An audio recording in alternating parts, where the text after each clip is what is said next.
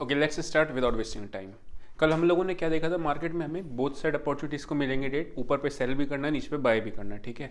दोनों साइड के ट्रेड मिले, बट बाइंग की साइड का जो ट्रेड था वो हमारा उसमें एक्सेलरेट हुआ, सेल साइड में ट्रेड हमारा उसमें प्रॉफिट हो गया था, ठीक है, जो टेलीग्राम पे शेयर भी किया था।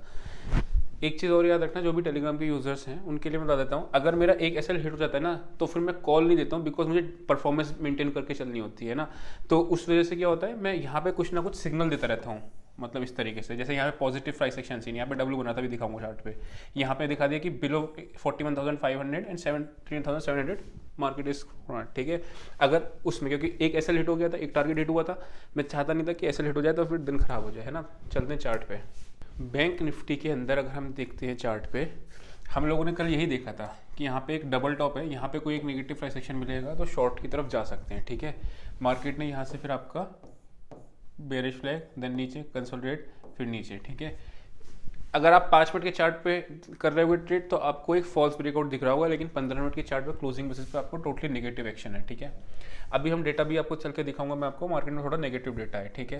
पहले हम लोग वन डे का खोल के देखते हैं, उसके बाद एनालिसिस करेंगे आगे चल के डेटा पे, ठीक है। अभी अगर आप देखोगे तो मार्केट में यहाँ पे एक सप्लाई एरिया आ रहा है, इसका मतलब क्या हुआ, हमें एग्रेसिव बाइंग कब जाना होगा, जब मार्केट इस सप्लाई एरिया के ऊपर क्लोज होगा। क्या है वो एरिया, 41,700 के आसपास का, ठीक है। 700 से 800 के बीच की जो रेंज है उसके ऊपर जब डिसाइसिवली क्लोज होगी। याद रखना कैसे पता चलता है कि आप इंट्राडे में भी आप वो मूव कैप्चर करो, आपका डेटा भी पॉजिटिव होगा और आपको ये ब्रेकआउट देने का सिनेरियो भी दिख रहा होगा 15 मिनट के चार्ट पे, ठीक है। अब अगर मैं नीचे की बात करता हूँ तो नीचे आपका यहाँ पे आपके एक सपोर्ट एरिया भी है। इसका मतलब क्या है कि अगर हमें सेल ऑन राइज पे जाना है मार्केट में, बाय ऑन डिप्स पे जाना है, तो इन दोनों के बीच में जाना है, इन दोनों के बीच में हमें बोथ साइड की अपॉर्चुनिटीज ढूंढनी है, ठीक है। लेकिन अभी मैं बताऊंगा कि मैं सेल की तरफ प्रेफर क्यों कर रहा हूं। अगर कल गैप डाउन खुला तो बात अलग है, अगर गैप डाउन नहीं खुला तो फिर मैं सेल की साइड जाऊंगा, बिकॉज मार्केट में यहां से आपका एक ब्रेकडाउन है। आपने अगर उसकी वीडियो देखी होगी किसकी, ट्रेंड लाइन की, तो उसमें क्या मैंने चीज़ बताई है, ट्रेंड लाइन ब्रेक हो और डबल टॉप के साथ हो, ठीक है।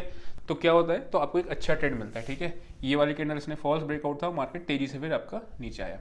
अब करना क्या है, 3 केसेस होंगे, गैप डाउन, साइडवेज या आपका रेंज गैप अप, ठीक है। गैप अप का केस होगा, अगर इसके ऊपर खुलता है तो फिर हम ओपनिंग रेंज ब्रेकआउट की स्ट्रेटेजी करेंगे। ये लेवल क्या आ रहा है आपका 41,440 का, इसके ऊपर जाएगा तो हम ओपनिंग रेंज 5 मिनट की स्ट्रेटेजी को यूज करेंगे, अगर ब्रेकआउट देता है तो बाइंग की साइड जाएंगे। अगर साइडवेज खुलता है तो हाफ क्वांटिटी में आप सेल कर सकते हो इसके नीचे, नहीं तो यहाँ पे अगर आसपास आ जाए जहाँ से फ्रेश ब्रेकडाउन आया था, जो कि आपका 41,350 के आसपास, यहाँ पे कोई नेगेटिव प्राइस एक्शन मिलता है तो अपने को सेल पे जाएंगे, जैसे अपने को यहाँ पे मिला था, ठीक है। और यहाँ से नीचे डायरेक्टली जाता है तो अपने लोग हाफ क्वांटिटी में शॉर्ट करेंगे, ठीक है। अब एक चीज़ और है, अगर कल खुलता है गैप डाउन के केस में मैं थोड़ा वेट करूंगा, डेटा का फॉर्मेशन होगा 9:30-10 बजे के आसपास, कोई एक रिवर्सल ट्रेड मिलता है, लेट से मार्केट नीचे आता रहा, फिर उसके बाद कोई 10, 10:30, 11 बजे के आसपास रिवर्सल मिला, तब बाइंग की साइड जाऊंगा। क्यों, क्योंकि यहाँ पे आपके एक शॉर्ट सेलर्स हैं, शॉर्ट सेलर्स के बाद आपको यहाँ पे एक प्रॉफिट बुकिंग का सिनेरियो दिख सकता है अगर गैप डाउन का केस दिखा तो, ठीक है। 41,000 एक राउंड लेवल है, अगर आप शॉर्ट करोगे तो आपको एक वहाँ पे 41,100 के आसपास का टारगेट रखना, उससे ज़्यादा अभी मत देखना, फिर हम उसको बाद में ट्रेल करेंगे अगर एज पर डेटा अपना, ठीक है। अभी चलते हैं ऑप्शन चेन पे और देखते हैं क्या सिनेरियो चल रहा है। अब मैं आपको बताता हूँ मैं क्यों थोड़ा सा बेरिश सेंटीमेंट है।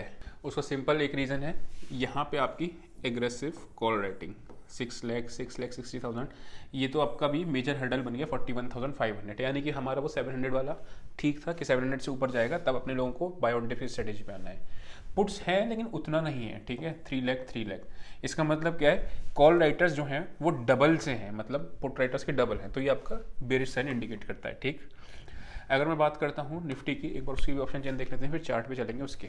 आज निफ्टी ज़्यादा वीक था, बाद में आपका बैंक निफ्टी वीक हो गया, मतलब पहले निफ्टी वीक था 17,600 के आसपास वो सपोर्ट ले रहा था, लेकिन बैंक निफ्टी ने अपना फॉल दिखा दिया, ठीक है।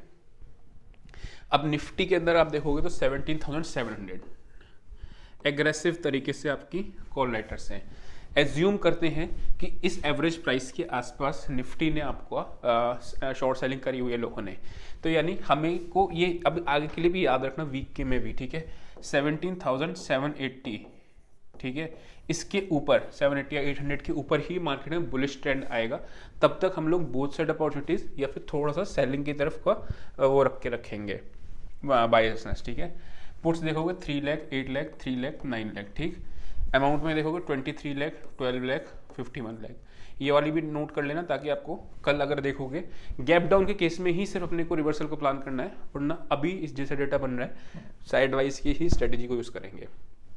एक और चीज़, आपको अगर लास्ट फ्राइडे का याद होगा, लास्ट थर्सडे में हम लोगों ने क्या हुआ था, मार्केट इसी तरीके से लास्ट में गिरी थी और फ्राइडे के दिन गैप अप मार्केट खुल गया। उस केस में मैंने कहा था कि ओपनिंग रेंज ब्रेकआउट की स्ट्रेटेजी लगानी है। रीजन क्या होता है, वो शॉर्ट सेलर्स ट्रैप हो गए थे। अगर आपको याद होगा तो मेरा भी उसमें शॉर्टिंग का एसएल हिट हुआ था, करेक्ट। अगले दिन मार्केट ऊपर खुली थी, तो वो चीज़ है।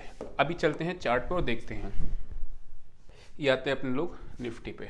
निफ्टी को पेन कौन दे रहा था आज? रिलायंस। ठीक है, रिलायंस और आईटी बहुत ज़्यादा पेन में थी, जिसकी वजह से यहाँ पे एक पॉजिटिव प्राइस सेक्शन बना था, जिसकी वजह से मैंने यहाँ पे जो शॉर्ट किया हुआ था 720, 35, 30 के आसपास, मैं पर्सनली नहीं, मैं ट्रेल करता हूँ एसएल, और मेरा ट्रेलिंग एसएल हिट हो गया था। ठीक है, इसके यहाँ पे पॉजिटिव प्राइस सेक्शन दिखा और इसने आपको एक छलावा दे दिया।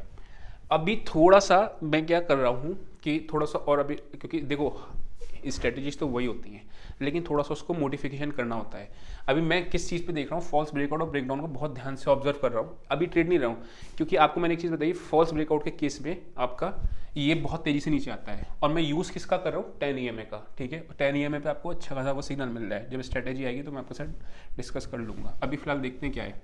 मार्केट नीचे आया, एक बेरिश फ्लैग पैटर्न था, नीचे आया, कंसोलिडेट किया, ब्रेकडाउन, देन अगेन, तो ये क्लियर कट आपका नेगेटिव एक्शन में है। अब क्या था, अगर आप देखोगे थोड़ा सा वन डे का चार्ट, तो वो आपको एक बेरिश एनगल्फिंग के सिनेरियो में दिख रहा है। ठीक है, यहाँ पे सेम इसका आपका सप्लाई जोन बना हुआ है 800 के आसपास का। अब ये यहाँ है। जनरली मार्केट इसके 50% तक अगर रिट्रेस करके छोटे टाइम फ्रेम पे नेगेटिव एक्शन बनाता है, तो अपने को शॉर्टिंग का ट्रेड अच्छा मिलता है। वो कहाँ रहा है, 17,680, यानी 680 से 700 के बीच में अगर कोई एक ट्रेड मिल जाए मुझे शॉर्टिंग की साइड का, तो वो मेरे लिए बेस्ट होगा अगर नेगेटिव एक्शन मिलता है। ठीक है, वहाँ पे अगर मेरे को वहाँ नहीं मिलता है तो मैं इसके नीचे हाफ क्वांटिटी पे जाऊँगा, एंड गैप डाउन खुलेगा तो सेम स्ट्रेटेजी जो मैंने बैंक निफ्टी में बताई थी, गैप खुलेगा तो भी सेम स्ट्रेटेजी। इंपॉर्टेंट लेवल्स क्या आ रहे हैं, 680 से 700 के बीच का पहला ऊपर की साइड पे, और नीचे की साइड में 17,550 और आपका 17,500। ठीक है, ये थोड़े से इंपॉर्टेंट लेवल्स हैं। लेट्स सी इसको कल होल्ड करता है नहीं करता है, तो कल इसमें हमारा डेटा बहुत इंपॉर्टेंट हो जाएगा कि कल का डेटा कैसा बन रहा है आने वाले टाइम के लिए भी। ठीक है, तो आई होप आपको समझ में आया होगा। आज के लिए इतना ही। See you next session, till then bye bye.